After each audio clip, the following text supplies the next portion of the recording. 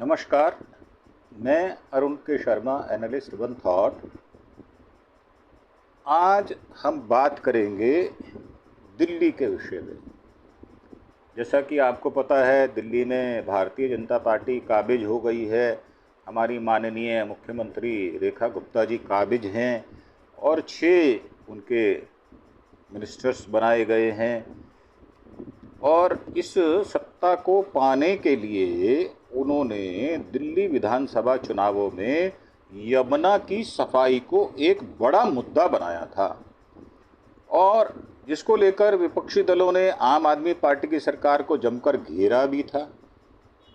जनता ने भी इस मुद्दे पर अपनी मोहर लगाई थी और सत्ता भारतीय जनता पार्टी के हाथों में काफ़ी अच्छी मेजॉरिटी, 48 उनके एमएलए जीत गए थे और 22 एमएलए वो आम आदमी पार्टी के जीते थे। जनता ने इस मुद्दे पर अपनी मोहर लगाई और आप सरकार को सत्ता से उखाड़कर बाहर फेंक दिया। बीजेपी सरकार यमुना की सफाई को लेकर एक्शन में कब आएगी, देखने वाली बात ये है। जबकि ऐसा विदित है कि ये कहा गया कि यमुना की सफाई का जो मास्टर प्लान है वो तैयार कर लिया गया है और मोदी साहब के सामने पेश कर दिया गया है। यमुना को साबरमती की नदी की तरह साफ किया जाएगा। गुजरात की साबरमती नदी की तर्ज पर यमुना की सफाई का मास्टर प्लान तैयार किया गया है। इस प्लान को पीएम मोदी के सामने पेश कर दिया गया है। इसको तैयार करने में उन लोगों को शामिल किया गया है जिन्हें साबरमती नदी को साफ करने का काम किया था।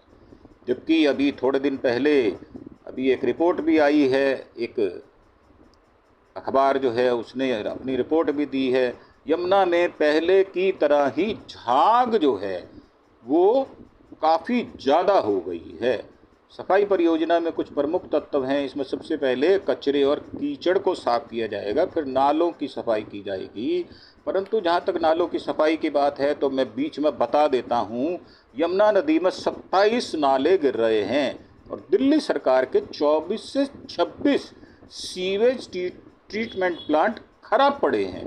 बदबू के चलते घाट पर जाना मुश्किल हो गया है और 2025 का जो लक्ष्य रखा गया है वो पूरा होगा या नहीं होगा, अप्रैल समाप्त होने पर आया। आज 20 तारीख हो चुकी है। तो सरकार ने यमुना मास्टर प्लान में जल शक्ति मंत्रालय के उन लोगों की सलाह को भी शामिल किया है जिन्होंने गुजरात की साबरमती को साफ करने में अहम भूमिका निभाई थी। ऊर्जा और संसाधन संस्थान ने कुछ सुझाव दिए हैं यमुना की सफाई और उसमें रिवर फ्रंट बनाने के लिए। मास्टर प्लान जो है उसको अंतिम चरण दे दिया गया है। जल्द ही पीएम मोदी साहब से बात हो चुकी है। अब इसमें ऊर्जा और संसाधन संस्थान TERI ने भी अपने सुझाव दिए हैं और उन्होंने कहा है कि कई सालों में उन राज्यों के बीच एक वाटर शेयरिंग एग्रीमेंट चल रहा है जहां से यमुना नदी गुजरती है। इस एग्रीमेंट में बदलाव की ज़रूरत हम महसूस करते हैं, तो हो सकता है उसमें भी काम किया जाए। और बता दें, विधानसभा चुनाव के दौरान ये मुद्दा बहुत अहम रहा था और लगातार केंद्र और दिल्ली की पूर्व की आम आदमी पार्टी सरकार के बीच टकराव होते रहते थे। बीजेपी ने वायदा किया था बड़े जोरदार ढंग से कि इसकी सफाई हम 1 महीने के अंदर ऊपरी सतह पर करके दिखाएंगे। साबरमती की तरह यमुना रिवर फ्रंट बनाया जाएगा और सरकार ने उसी वादे को पूरा करने के लिए मास्टर प्लान तैयार करने की बात कही है। अब अगर हम इसकी विस्तृत बात करें तो मैंने बता दिया आपको। और ITO घाट पर नाले बंद नहीं हुए, यमुना का पानी साफ होना मुश्किल हो रहा है। ITO घाट पर अगर देखें तो बड़ी बड़ी मशीनें लगी दिखेंगी। जो गाद और कचरा निकाला जा रहा है, घाट के किनारे काफ़ी कचरा फैला हुआ है। 2 महीने से लगातार सफाई के बावजूद पानी गंदला नज़र आ रहा है, मैला नज़र आ रहा है। यहाँ हमें 40 साल से इस इलाके में लोगों ने कहा कि हम रह रहे हैं, साफ़ सफाई का काम करते रहे हैं। सहाना एक महिला हैं, उन्होंने कहा कि 2 महीने से मशीन चल रही है और 3 साल पहले भी यह मशीन लगी थी परंतु दिल्ली सरकार और केंद्र सरकार में झगड़े होते रहे तो मशीन को हटा लिया गया, सफाई करने नहीं दी गई। उन्होंने कहा 15-20 साल पहले इसी यमुना का सभी पानी पीते थे, अब पानी काला और जहरीला हो चुका है। मना करने के बावजूद लोग कचरा फैलाते हैं, कोई मानता नहीं है। किससे हम लड़ाई करें। और वहाँ पर एक महिला हैं उर्मिला, उन्होंने भी अपनी बात, यही बात सफाई की बात को दोहराया है कि बहुत सारा कचरा निकाला भी गया है, परंतु कचरा इतना ज़्यादा है कि अभी भी ये कचरा है। निगमबोध घाट पर भी इतनी ज़्यादा बदबू है कि जो लोग अंत्येष्टि करने के लिए निगमबोध घाट जाते हैं, उनका कहना है कि घाट पर खड़ा होना मुश्किल हो जाता है। कश्मीरी गेट इलाके में ये निगमबोध घाट जो है रिंग रोड के ऊपर है और नदी के किनारे पर है, इसके बावजूद यहाँ अच्छी खासी आबादी भी रहती है। तो ये सब सारी बातें हैं जिसमें दिल्ली सरकार को घेरा जा रहा है। सिरसा साहब और प्रवेश गर्ग साहब काफ़ी बार यमुना के किनारे चहलकदमी करते हुए देखे गए हैं। कालिंदी कुंज का जो घाट है उस पर भी बैराज बनने के बाद यमुना का ये हाल हुआ है।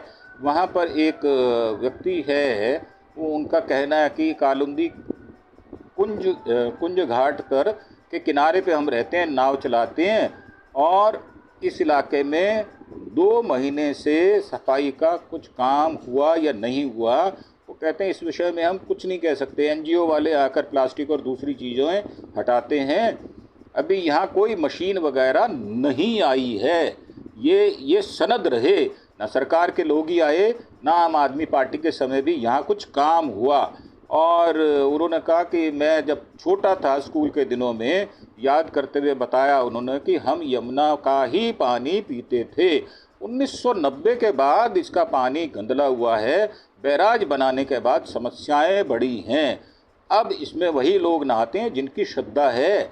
सिर्फ बारिश के मौसम में 3-4 महीने नदी थोड़ा, क्योंकि पीछे से फ्लो ज़्यादा होने की वजह से हरियाणा के लोग इसमें, हरियाणा की सरकार जो है हमेशा दिल्ली से इस मामले में झगड़ा भी रहता है, वो पानी ज़्यादा मात्रा में छोड़ देती है जिससे यमुना में पानी बढ़ जाता है। द्वारका में भी सीवेज ट्रीटमेंट प्लांट जो है STPS का हाल जो है, वहाँ से गंदा पानी मिल रहा है। सीवेज ट्रीटमेंट प्लांट का हाल देखने के लिए दिल्ली के द्वारका में पप्पन कला इलाके में वहाँ पर लोग गए भी हैं। STP से हमें काफ़ी गंदा पानी निकलता दिखा। ट्रीटमेंट किया हुआ ये पानी नजफगढ़ नाले साहिबी नदी में पहुँचता है, फिर वही पानी यमुना में आकर मिलता है। सफाई के लिए काम करने वाले एक वॉलंटरी ऑर्गेनाइजेशन अर्थ वॉरियर के पंकज कुमार हैं, उन्होंने कहा पिछले 6 साल से यमुना पर काम कर रहे हैं और अभी तक ट्रीटमेंट प्लांट सही नहीं हुए, काम नहीं कर रहे। ग्राउंड ज़ीरो पर ये चीज़ें सही नहीं होने वाली। नियमों में साफ लिखा हुआ है कि ट्रीट किया हुआ पानी बिल्कुल पारदर्शी होना चाहिए, क्रिस्टल क्लियर होना चाहिए, उसमें कोई कलर नहीं होना चाहिए, मैला मटमैला नहीं होना चाहिए, उसमें गाद या मिट्टी जैसी स्मेल भी नहीं आनी चाहिए। अब केंद्रीय प्रदूषण नियंत्रण बोर्ड का जो मानक है वो ये है कि 800 यानी बायो केमिकल ऑक्सीजन डिमांड की जाती है। उसमें किसी पानी में बायोलॉजिकल पॉल्यूशन को गलाने के लिए सूक्ष्म जीवी को जितनी ऑक्सीजन चाहिए उतनी ऑक्सीजन पानी को भी चाहिए होती है। STP को लेकर पर्यावरण मंत्रालय की गाइडलाइन में लिखा है कि अगर 30 BOD भी है तो उसमें रंग नहीं होना चाहिए। रंग पर विशेष चर्चा की जाती है। नहाने के लिए BOD 3 मिलीग्राम प्रति लीटर होना चाहिए और पीने के पानी में BOD नहीं होना चाहिए। अगर नदी का पानी है तो आचमन के लिए कम से कम 2 मिलीग्राम प्रति लीटर होना चाहिए, वो भी डिसइंफेक्ट करके ही पी सकते हैं। यमुना नदी का जो पानी है उसका जो BOD है वो 70-72 के करीब, 70-72 के करीब पहुंच चुका है। फिकल क्लोरोफॉर्म बैक्टीरिया का लेवल नदियों में 2500 MPN मोस्ट प्रोबेबल नंबर प्रति 100 मिलीमीटर होना चाहिए, लेकिन फरवरी में यमुना में इसका जो स्तर था 1,60,00,000 MPN था। अब आप देखें कहाँ 25, कहाँ 1,60,00,000 MPN था। अब ये बैक्टीरिया जो है इंसानों यहाँ जानवरों के मल में पाया जाता है। इसकी ज़्यादा मात्रा जब होती है तो ये पानी पीने लायक नहीं होता। जनवरी में 18 प्लांट खराब थे, टोटल 37 प्लांट हैं। फरवरी में 15 प्लांट खराब थे और मार्च में 24 प्लांट खराब हैं। मतलब ये जनवरी से लेकर अब तक मसला जो है वो बढ़ता जा रहा है। जब भी 10-12 एसटीपी से ही साफ पानी निकल रहा है, बाकी से गंदा पानी निकल रहा है। दिल्ली के नालों की अगर रिपोर्ट कहें हम, तो यमुना में गिरने वाले 27 में से 9 नाले बेहद खराब परिस्थिति में पानी डाल रहे हैं। 7 अप्रैल को डीपीसीसी ने यमुना में गिरने वाले पानी पर जो 27 नालों की रिपोर्ट जारी की है, इससे पता चलता है कि बीओडी के तय मानक 30 मिलीग्राम प्रति लीटर पर भी एक भी नाला खरा नहीं उतरता। और उन्होंने सोनिया विहार ड्रेन जो है, Sahibabad drain, Shahdara drain, Jaitpur drain की हालत सबसे ज़्यादा खराब है। इनका बीओडी 100 के पार है। 27 नालों में से 9 नालों में जो सैंपल लिए गए हैं वो बेहद खराब हैं। गाद और कचरा निकालने का काम लगातार चलना चाहिए। सीनियर एनवायरमेंटिस्ट हैं दीवान सिंह, वो कहते हैं गाद निकालने का तर्क तभी बनता है जब आप पीछे से गंदा पानी डालना बंद करें, ताकि वो आगे जहाँ ट्रीटमेंट प्लांट होता है वहाँ तक ना पहुँचे। पप्पन कला में गाद को जो नजफगढ़ नाले में के किनारे ही डंप कर दिया गया, इस पर भी लोगों का ऐतराज़ है। सरकार का गाद निकालने का काम अच्छा है, ये बात ठीक है, कोशिश की जा रही है, परंतु नदी की गहराई बढ़ानी चाहिए, ये भी बात सामने आई है। पानी का फ्लो बढ़ेगा, लेकिन नालों के किनारे ही गाद जब डंप कर दिया जाएगा तो जब बारिश आएगी तो वही गाद फिर पानी में जाकर मिल जाएगा। इस बात को भी मद्देनज़र रखकर बातें कही गई हैं। यमुना की सफाई के लिए 3140 करोड़ रुपए मंजूर किए गए हैं। 16 अप्रैल को दिल्ली सरकार की एक्सपेंडिचर फाइनेंस कमेटी ने इसको मंजूर भी किया है, जिसमें 27 ट्रीटमेंट प्लांट साफ़ करने के लिए, और ये 17 अप्रैल की बात है। अब यमुना की सफाई के लिए कब कब क्या हुआ वो हम आपको बता देते हैं। अप्रैल 1993 में शुरुआत हुई थी। दिल्ली, यूपी, हरियाणा के 21 शहर शामिल किए गए थे। कुल 682 करोड़ रुपए खर्च हुए थे। यमुना एक्शन प्लान 2 में 2012 में शुरू हुआ था और 1514 करोड़ रुपए खर्च हुए थे। यमुना एक्शन प्लान 3 में अनुमानित खर्च 1656 करोड़ रुपए था, जिसमें सीवेज ट्रीटमेंट प्लांट और ट्रंक सीवर सही किए गए। परंतु 2015 से लेकर 23 तक केंद्र सरकार ने दिल्ली जल बोर्ड की सफाई, यमुना की सफाई के लिए 200 करोड़ रुपए दिए थे, जिसकी गीत केंद्रीय सरकार बहुत ज़्यादा गाती है। और उन्होंने आम आदमी पार्टी की सरकार पर तरह तरह के लांछन भी लगाए थे। यमुना में इस समय जो समस्या है वो सीवरेज की है। 80% पानी जो है सीवरेज का उस पर डल रहा है, जो कि अनुचित है, उसको रोकना होगा। 1984 के बाद दिल्ली की आबादी तेज़ी से बढ़ी है और यमुना का गंदा होना भी तेज़ी से बढ़ा है। यमुना में पानी बचा ही नहीं है, नाले का पानी है, कायदे से देखें तो वो नदी नहीं। वजीराबाद बैराज के बाद यमुना में साफ पानी कहीं भी नज़र नहीं आता। नदी का अपना इकोलॉजिकल फ्लो नहीं है, मतलब नदी का जो प्रवाह है वो अपना ना होने के कारण, जगह जगह रुकावट होने के कारण ये बात सामने आती है। जो पंकज कुमार हैं वो अर्थ वॉरियर हैं और उन्होंने भी इस बात को पुरजोर मुद्दे से उठाया है। बैराज के बाद दिल्ली का पूरा वेस्ट पानी मिलना शुरू हो जाता है। अगर इसे साफ़ करना है तो हमें सभी वेस्ट वाटर को ट्रीटमेंट करके यमुना में डालना होगा। और दीवान सिंह साहब हैं जो पर्यावरणविद हैं, उन्होंने भी काफ़ी ज़ोरदार ढंग से इन बातों को उठाया है। और हमारा भी ये कहना है, सीएम साहिबा, आप बातें तो बहुत बड़ी बड़ी करती हैं और आप कोई ऐसा मौका नहीं छोड़ती जब दिल्ली में कांग्रेस के ख़त्म होने की बात करती है। आम आदमी पार्टी को तो आपने सीबीआई, ईडी, आईटी के द्वारा छिन्न भिन्न कर दिया और दिल्ली में सत्ता आपने ये इनके प्रकीर्ण हथिया ली है।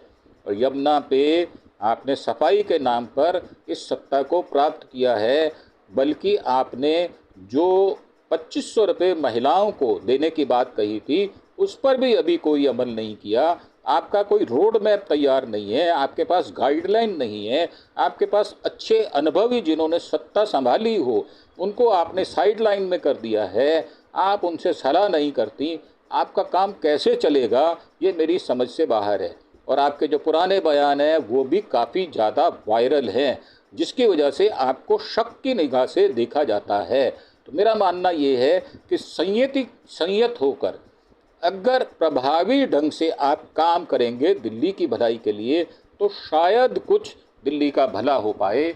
और हमारी आपको यही सलाह है कि दिल्ली के लोग आपसे महिला होने के नाते उम्मीद लगा कर बैठे हैं, और आप अगर उस उम्मीद पर खरी नहीं उतरी तो आने वाले 2029 के जो चुनाव हैं दिल्ली सरकार के, उसमें आपको करारी शिकस्त मिलने की पूरी संभावनाएं बन जाएंगी। इसी के साथ हम आपसे विदा लेंगे और दिल्ली के मसले इसी प्रकार हम उठाते रहेंगे, बातें करते रहेंगे, आपके सामने नए नए मुद्दे लाएंगे, नई नई आप जानकारी आपको उपलब्ध कराने की कोशिश करते रहेंगे। आपसे एक हमारी उम्मीद है कि आप मॉरल ग्राउंड पर हमें सपोर्ट करें, और अगर हमें आप सब्सक्राइब करते हैं, जो कि मेरा चैनल है अरुण के शर्मा एनालिस्ट वन थॉट, तो हमारे लिए वो बहुत बड़ी बात होगी। सभी से प्रार्थना है, ख़ास तौर से दिल्ली के लोगों से मेरी प्रार्थना है, क्योंकि मैं स्वयं भी पिछले 60 वर्षों से दिल्ली में रह रहा हूँ। 60 से 65 वर्ष हो गए मुझे दिल्ली में रहते हुए। तो अगर दिल्ली के लोग थोड़ा प्यार देते हैं हमें, हमारे चैनल को सब्सक्राइब करते हैं, तो हम उनको धन्यवाद भी करते हैं। अगर आपको हमारी बातें पसंद हैं तो आप इसे लाइक और शेयर भी करें। इसी के साथ धन्यवाद, थैंक यू, जय हिंद, जय भारत।